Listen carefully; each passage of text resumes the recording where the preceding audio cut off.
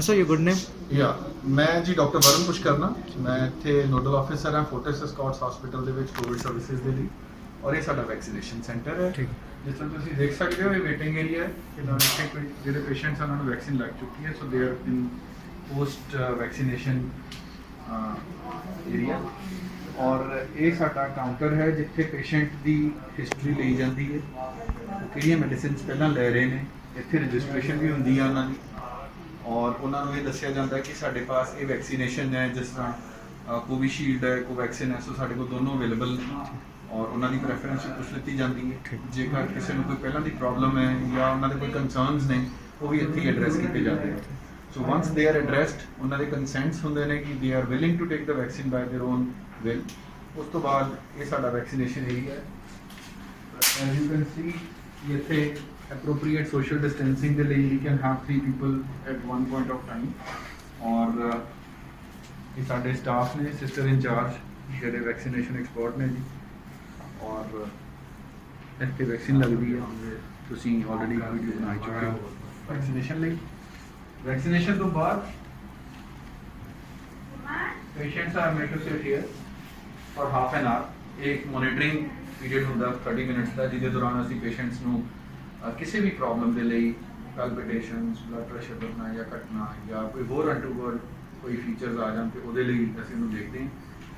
Sister Sukhjinder ਇੱਥੇ post monitoring ਦੇ incharge ਨੇ, ਇਹ ਸਾਡੇ ਡਿਪਟੀ ਨਰਸਿੰਗ ਸੁਪਰਡੈਂਟ ਵੀ ਔਰ doctor Nisar he is a senior medical officer here and he is looking after the post vaccination recovery of the people. ਇਹ area ਦੇ ਵਿੱਚ ਅਸੀਂ ਪੇਸ਼ੈਂਟਸ ਨੂੰ ਮੋਨੀਟਰ ਥੋੜਾ ਜ਼ਿਆਦਾ ਵਧੀਆ ਕਰ ਸਕਦੇ ਹਾਂ। ਵੀ ਹੈਵ ਦ ਕਿਟ ਪੂਰੀ ਜਿਹੜੀ ਕਿ ਕਿਸੇ ਵੀ ਐਮਰਜੈਂਸੀ ਨੂੰ ਟੈਕਲ ਕਰਨ ਦੇ ਲਈ ਜ਼ਰੂਰਤ ਪੈ ਸਕਦੀ ਹੈ। ਇਸ ਏਰੀਆ ਦੇ ਵਿੱਚ doctor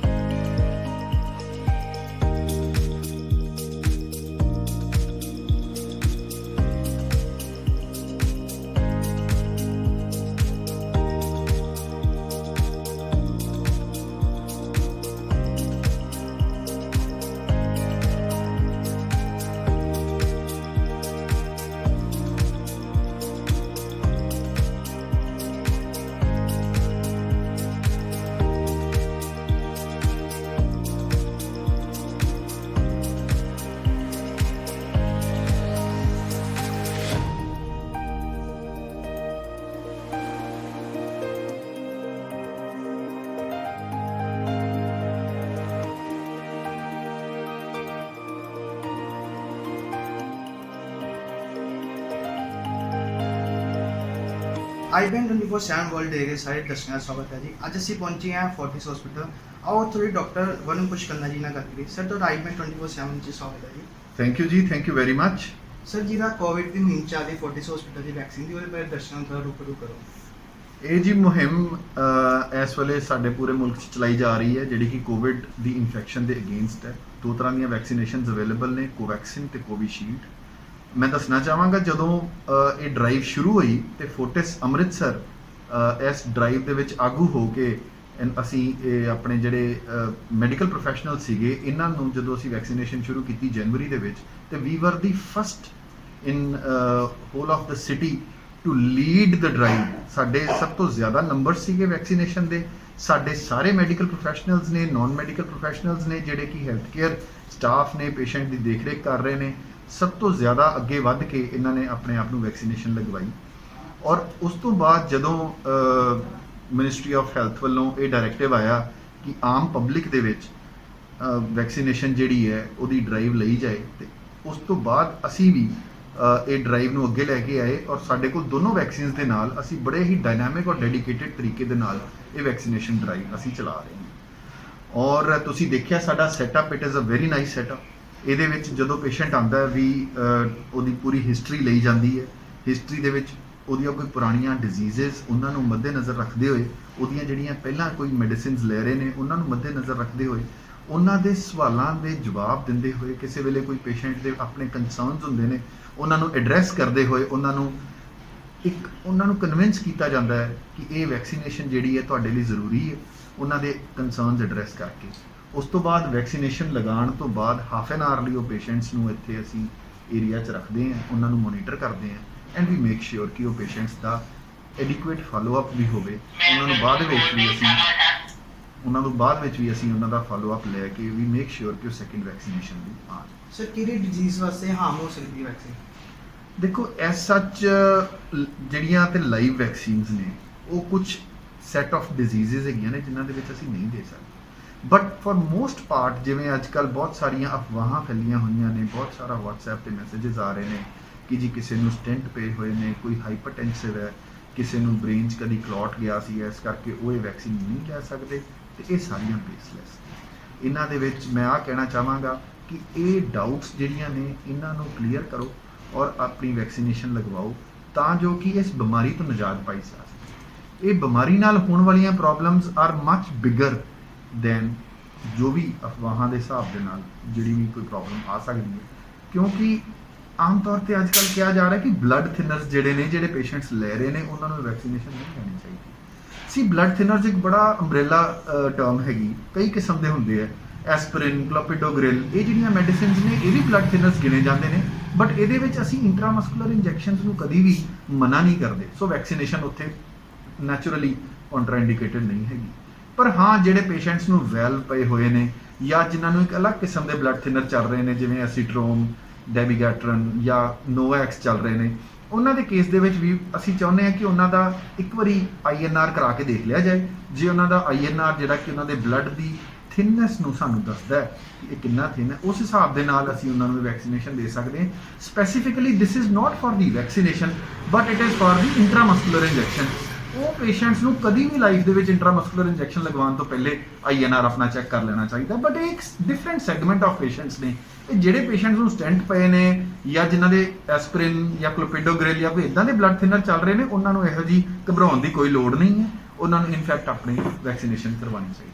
sir old age people ਡਰ ਰਹੇ ਨੇ, ਵੈਕਸੀਨ ਨਹੀਂ ਲਗਵਾ ਰਹੇ, ਤੁਸੀਂ ਉਹਨਾਂ ਨੂੰ ਕੀ ਅਪੀਲ ਕਰਨਾ ਚਾਹੋਗੇ? ਮੈਂ ਉਹਨਾਂ ਨੂੰ ਇਹੀ ਅਪੀਲ ਕਰਨਾ ਚਾਹਾਂਗਾ, ਹੱਥ ਜੋੜ ਕੇ ਬੇਨਤੀ ਕਰਨਾ ਚਾਹਾਂਗਾ ਕਿ 올ਡ ਏਜ ਦੇ ਵਿੱਚ ਕੋਵਿਡ ਦੀ ਬਿਮਾਰੀ ਨਾਲ ਹੋਣ ਵਾਲੇ ਨਮੂਨੀਆ ਦੇ ਚਾਂਸ ਦਾ ਖਤਰਾ ਜ਼ਿਆਦਾ ਹੈ।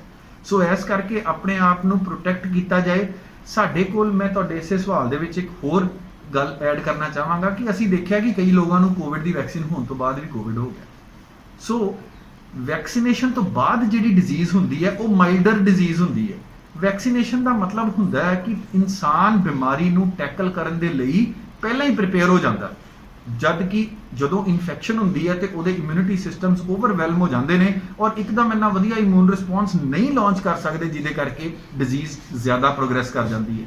ਵੈਕਸੀਨੇਸ਼ਨ ਲੱਗਣ ਦੇ ਨਾਲ ਉਸੇ ਪੇਸ਼ੈਂਟ ਨੂੰ, ਉਹਦੀ ਬਾਡੀ ਨੂੰ ਇਨਫੈਕਸ਼ਨ ਹੋਣ ਤੋਂ ਬਹੁਤ ਦੇਰ ਪਹਿਲਾਂ ਉਹਦੀ ਪ੍ਰਿਪਰੇਸ਼ਨ, ਉਹਦੀ ਇੰਟਰਨਲ ਜਿਹੜਾ ਮੈਕੈਨਿਜ਼ਮ ਹੈ ਜਿਹਦੇ ਵਿੱਚ ਐਂਟੀਬਾਡੀ ਸਿੰਥੇਸਿਸ ਫਾਰਮੇਸ਼ਨ ਹੁੰਦਾ, ਉਹ ਆਲਰੇਡੀ ਇੰਨਾ ਕੁ ਬਣ ਚੁੱਕਾ ਹੁੰਦਾ ਕਿ ਜਦੋਂ ਐਕਚੁਅਲ ਇਨਫੈਕਸ਼ਨ ਹੁੰਦੀ ਹੈ ਤੇ ਬਾਡੀ ਉਹਨੂੰ ਟੈਕਲ ਵਧੀਆ ਤਰੀਕੇ ਨਾਲ ਕਰ ਲੈਂਦੀ ਹੈ। ਸੋ ਇਸ ਕਰਕੇ ਬਜ਼ੁਰਗਾਂ ਲਈ ਆਲ ਦ ਮੋਰ, ਜਾਂ ਜਿਨ੍ਹਾਂ ਨੂੰ ਡਾਇਬੀਟੀਜ਼ ਹੈ, ਗੁਰਦਿਆਂ ਦੀ ਡਿਜ਼ੀਜ਼ ਹੈ, ਇਦਾਂ ਦੀਆਂ ਪ੍ਰੋਬਲਮ ਜਿਨ੍ਹਾਂ ਨਾਲ ਇਮਿਊਨਿਟੀ ਸਾਡੀ ਬਾਡੀ ਦੀ ਪਹਿਲਾਂ ਹੀ ਘਟ ਜਾਂਦੀ ਹੈ, ਇਦਾਂ ਦੇ ਲੋਕਾਂ ਨੂੰ ਜਿਹੜੇ ਫਰੇਲ ਨੇ ਇਹ ਵੈਕਸੀਨੇਸ਼ਨ ਜ਼ਰੂਰ ਲਗਵਾਉਣੀ ਚਾਹੀਦੀ, ਕਿਉਂਕਿ ਇਹਨਾਂ ਦੇ ਵਿੱਚ ਹੀ ਡਿਜ਼ੀਜ਼ ਦੀ ਕੰਪਲਿਕੇਸ਼ਨ ਜ਼ਿਆਦਾ ਹੈ। ਸੋ ਅਸੀਂ ਇਹ ਵੈਕਸੀਨੇਸ਼ਨ ਦੇ ਨਾਲ ਹੋ ਸਕਦਾ ਡਿਜ਼ੀਜ਼ ਨੂੰ ਪ੍ਰੀਵੈਂਟ ਨਾ ਕਰ ਸਕੀਏ, ਪਰ ਡਿਜ਼ੀਜ਼ ਦੀ ਕੰਪਲਿਕੇਸ਼ਨਸ ਨੂੰ ਅਸੀਂ ਬੜੀ ਐਕਟਿਵਲੀ ਪ੍ਰੀਵੈਂਟ ਕਰ ਸਕਦੇ ਹਾਂ। ਸਰ ਹਸਪੀਟਲ 'ਚ ਕੀ ਟਾਈਮਿੰਗ ਹੈ ਵੈਕਸੀਨ ਲੱਗਣ ਦੀ? ਹਸਪੀਟਲ ਦੇ ਵਿੱਚ 9 o'clock to 3 o'clock ਇਹ ਵੈਕਸੀਨੇਸ਼ਨ ਲੱਗਦੀ ਹੈ ਜੀ, ਔਰ ਐਵਰੀਡੇ ਬੇਸਿਸ। ਇਸ ਵੇਲੇ ਸਾਡੇ ਕੋਲ ਕੋਵਿਸ਼ੀਲਡ ਦਾ ਕਾਫੀ ਸਟਾਕ ਪਿਆ ਹੋਇਆ, ਹਾਲਾਂਕਿ ਕੋਵੈਕਸਿਨ ਜਿਹੜੀ ਹੈ ਉਹਦਾ ਸਟਾਕ ਆਹਿਸਤਾ ਖਤਮ ਹੁੰਦਾ ਜਾ ਰਿਹਾ, ਬਟ ਕੋਵਿਸ਼ੀਲਡ ਦਾ ਸਟਾਕ ਸਾਡੇ ਕੋਲ ਹੈਗਾ।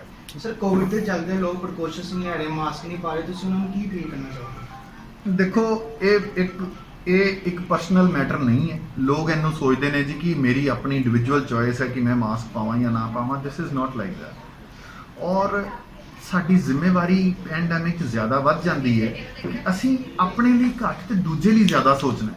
ਮਾਸਕ ਪਾਉਣ ਦੇ ਨਾਲ ਅਸੀਂ ਤੇ ਬਚਦੇ ਹੀ ਹਾਂ, ਪਰ ਫਰਜ਼ ਕਰੋ ਸਾਨੂੰ ਇਨਫੈਕਸ਼ਨ ਹੋਵੇ ਔਰ ਅਸੀਂ ਏਸਿਮਟੋਮੈਟਿਕ ਕੈਰੀਅਰ ਹੋਈਏ ਤੇ ਅਸੀਂ ਆਪਣੇ ਇਨਫੈਕਸ਼ਨ ਕਿਸੇ ਨੂੰ ਨਹੀਂ ਸਪਰੈਡ ਕਰਾਂਗੇ।